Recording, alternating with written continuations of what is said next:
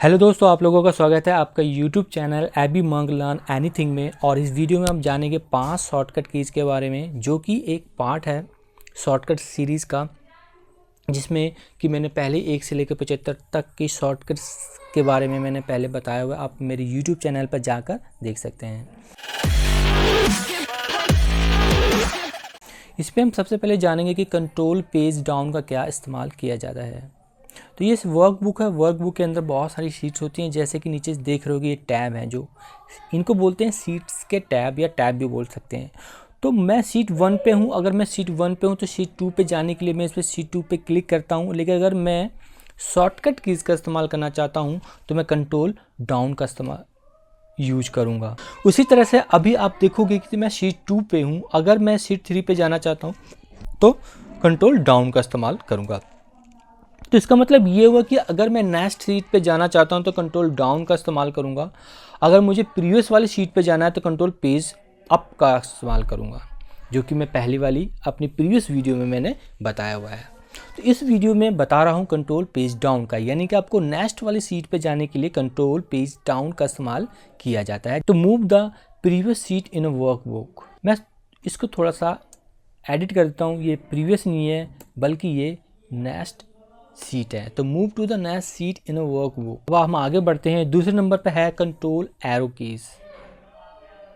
तो control arrow keys का क्या इस्तेमाल है? अगर मैं सिर्फ एरो की मूव करता हूं तो ये लेफ्ट जाने के लिए लेफ्ट, राइट जाने के लिए राइट और अप डाउन जाने के लिए अप डाउन में कीज का इस्तेमाल करूंगा। लेकिन अगर मैं कंट्रोल के साथ करता हूं तो ये क्या काम करेगा? यानी कि लिखा इसमें क्या हुआ है, move to the edge of the current data region. Data region are range of cells that contain data and that is bounded by empty cells or data sheet border in a worksheet. कहने का मतलब ये है कि अगर मेरा cursor यहाँ पर है, अगर मैं कंट्रोल राइट करता हूँ तो ये यहाँ पर आ गया है।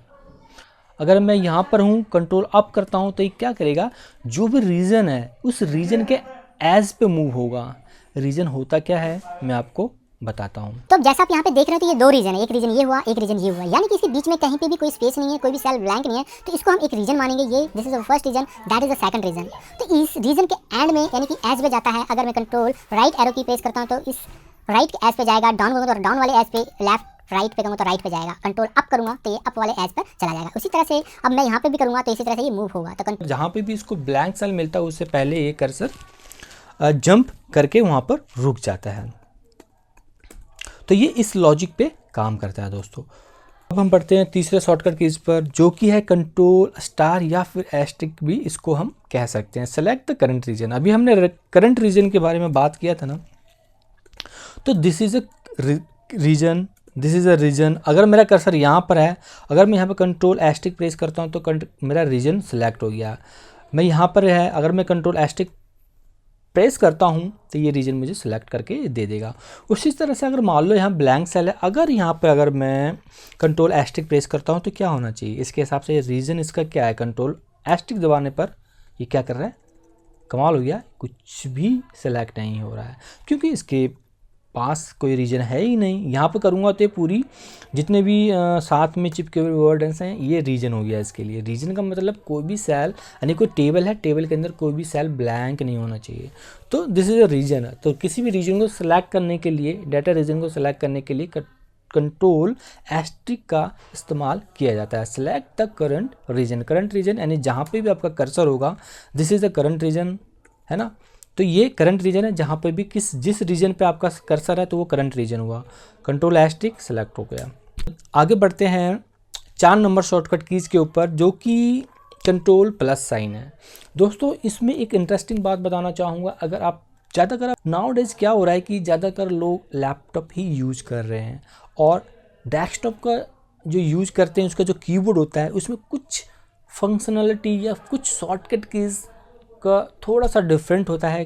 तो अगर आपका डेस्कटॉप का जो कीबोर्ड है उस पर आप कंट्रोल प्लस करोगे तो आपको ये वाला डायलॉग बॉक्स, इंसर्ट वाला डायलॉग बॉक्स देखने को मिलेगा। लेकिन अगर आप लैपटॉप यूज करते हैं तो लैपटॉप पे आपको क्या करना पड़ेगा, कंट्रोल शिफ्ट प्लस के साथ प्लस प्रेस करना होगा। Display the insert dialog box to insert a blank cell. ठीक है, blank cell, blank row, blank column, कुछ भी इंसर्ट करने के लिए ये इस्तेमाल इसका किया जाता है। ठीक है, तो जैसे कि आप यहाँ पर इंसर्ट करने के लिए सीधा ये करते हो ना, सेलेक्ट करना पड़ता है ना आपको। अगर यहाँ पर आप प्रेस करोगे तो यहाँ पे भी इंसर्ट आ रहा है, तो जैसे आप इंसर्ट करोगे तो ये वाला डायलॉग बॉक्स ओपन हो जाता है। लेकिन आप यहाँ पर भी इंसर्ट करते हो तो पूरा कॉलम इंसर्ट हो जाता है। यहाँ पर भी प्रेस करते हो, राइट क्लिक करते हो, है ना, इस वाले पे रो, ये जो नंबर है यहाँ पर अगर अल्फ़ाबेट पे कर रहे हो तो कॉलम, और नंबर पे क्लिक कर रहे हो तो क्या होगा, रो इंसर्ट होता है, यानी रो एंटायर कॉलम इंसर्ट होता है। इस तरह से इंसर्ट भी कर सकते हैं, डिलीट भी कर सकते हैं। ठीक है, तो मेरा मोटिव बताने का यहाँ पर ये है कि अगर मैं यहाँ पर कंट्रोल प्लस प्रेस करता हूँ, कंट्रोल शिफ्ट प्लस, मैं लैपटॉप यूज़ कर रहा हूँ तो कंट्रोल शिफ्ट प्लस मैंने यहाँ पे किया। वैसे अदरवाइज अगर कीबोर्ड का यूज़ कर रहे हैं डेस्कटॉप का तो आप कंट्रोल प्लस भी यूज़ कर सकते हैं। तो यहाँ पर आपसे ऑप्शन पूछ रहा है कि सिर्फ सेल शिफ्ट डाउन यानी कि सेल इंसर्ट करना है, या फिर पूछ रहा है शिफ्ट सेल राइट। तो शिफ्ट डाउन यानी कि एक डाउन में नीचे कर देगा। क्या कर दिया इसने, जो इसकी यहाँ पर जो भी था D5 पे जो भी एंट्री थी उसको नीचे कर दिया, डाउन कर दिया, उसके बाद यहाँ पे इंसर्ट कर दिया। दोबारा कंट्रोल प्लस करता हूँ तो आप देखोगे यहाँ पर कर, तो ये क्या करेगा, राइट, ये इधर राइट में मूव कर देगा सेल को। देखा आपने, तो ये राइट में जो भी इसके यहाँ पर राइट था तो उसको एंट्री को राइट में एंट्री कर को डाल दिया, और यहाँ पर इसने इंसर्ट कर दिया। कंट्रोल जेड के द्वारा वापस आता हूँ, फिर दोबारा कंट्रोल प्लस करता हूँ मैं, तो आपको यहाँ पे देखने को मिल जाएगा। लेकिन इसका बहुत ही कम यूज किया जाता है, लेकिन सबसे ज़्यादा यूज इसका किया जाता है एंटायर रो या एंटायर कॉलम। यहाँ पर अगर आप एंटायर कॉलम पे क्लिक करोगे तो कॉलम इंसर्ट हो जाएगा। उसी तरह से दोबारा मैं प्रेस करता हूँ कंट्रोल प्लस, अगर आप एंटायर रो इंसर्ट करना चाहते हैं तो यहाँ पर रो इंसर्ट हो जाता है। तो इसका शॉर्टकट कैसे बनेगा, control plus R and then enter, तो आपने रो इंसर्ट कर लिया। उसी तरह से control plus and C then enter, तो आपने कॉलम इंसर्ट कर लिया। तो control plus and C for column, R for row and then enter, तो यू कैन इंसर्ट रो या column as well as you. ठीक है, अब यहाँ पर दूसरा ये है कि अगर मैं पूरी शीट एंटायर कॉलम को, एंटायर रो को सेलेक्ट कर लेता हूँ, अब यहाँ पे मैं कंट्रोल प्लस करूँगा, शीट में रो इंसर्ट हो गया। उसी तरह से अगर मैं पूरे एंटायर कॉलम को सेलेक्ट कर लेता हूँ, कंट्रोल प्लस प्रेस करता हूँ तो ये कॉलम इंसर्ट करके दे देता है। तो दोस्तों अब आते हैं last but not the least, जो लास्ट शॉर्टकट कीज है क्या है, control enter, fill the selected cell range with the current entry and don't move to down। तो सबसे पहले हम सीखेंगे कि करंट एंट्री को कैसे हम रेंज को पूरे सेलेक्ट करके फिल कर सकते हैं। यानी भी कोई भी एंट्री अगर हम कैसे जो भी हमने सेलेक्ट किया है उसमें सेम वैल्यू को अगर कंट्रोल एंटर के साथ प्रेस करेंगे तो पूरा जितने भी सेलेक्ट हो रखे उसमें फिल हो जाएगा। सपोज मैंने पूरा सेलेक्ट किया हुआ है, अगर मैं यहाँ पर कुछ भी एबी मंग करके टाइप करता हूँ, ठीक है, टाइप कर लिया, उसके बाद मैं कंट्रोल एंटर प्रेस करूँगा तो पूरी एंटायर रीजन में जो भी हमने सेलेक्ट किया था उसमें ये फिल हो जाता है ऑटोमेटिकली। पूरे रीजन को मैंने सेलेक्ट कर लिया, किससे, कंट्रोल एस्ट्रिक से, जो कि पहले आपको मैंने बताया था। उसके बाद कंट्रोल जी, कंट्रोल ऑल्ट एस और सेलेक्ट ब्लैंक सेल। तो गो टू स्पेशल कमांड से मैंने क्या किया, जितने भी मेरे सेलेक्टेड सेल्स है उसमें ब्लैंक सेल को मैंने सेलेक्ट कर लिया। अभी क्या है, ये ब्लैंक सेल सेलेक्टेड हो रखे हैं, अगर इसको मैं कलर करूँगा तो कलर हो जाएगा। ठीक है, तो ये सेल ब्लैंक थे, इसको सेलेक्ट कर लिया।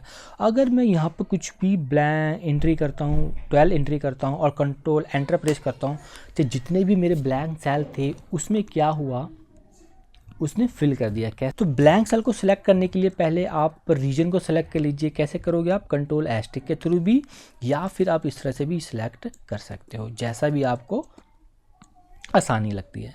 तो कंट्रोल एस्ट्रिक के थ्रू मैंने इसे सेलेक्ट कर लिया। अब control G, go to special command जो कि 5B है, और स्पेशल पे क्लिक करूँगा, उसके बाद ब्लैंक सेल यानी कि जो ब्लैंक है, ब्लैंक पे क्लिक करूँगा, क्लिक हो गया।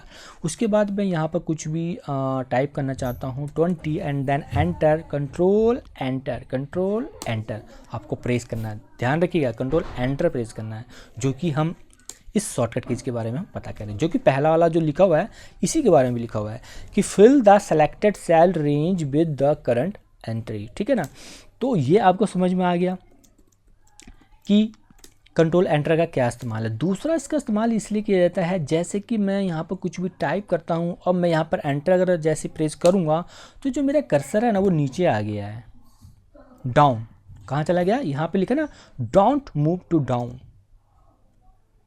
तो अगर मैं ये कंट्रोल के साथ एंटर मारूंगा प्रेस करूँगा तो ये डोंट मूव टू डाउन, तो नीचे मूव नहीं होगा।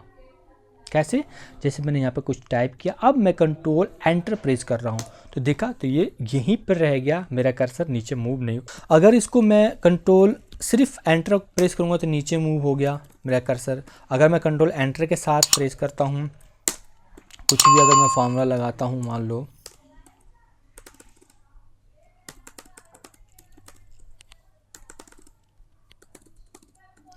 और मैं यहाँ पे कंट्रोल एंटर प्रेस करूँगा तो ये मेरा कर्सर नीचे मूव नहीं हुआ। तो दोस्तों आपको समझ में आया होगा, इसमें से बहुत कुछ चीज़ें आपको नहीं पता होंगी पहले से।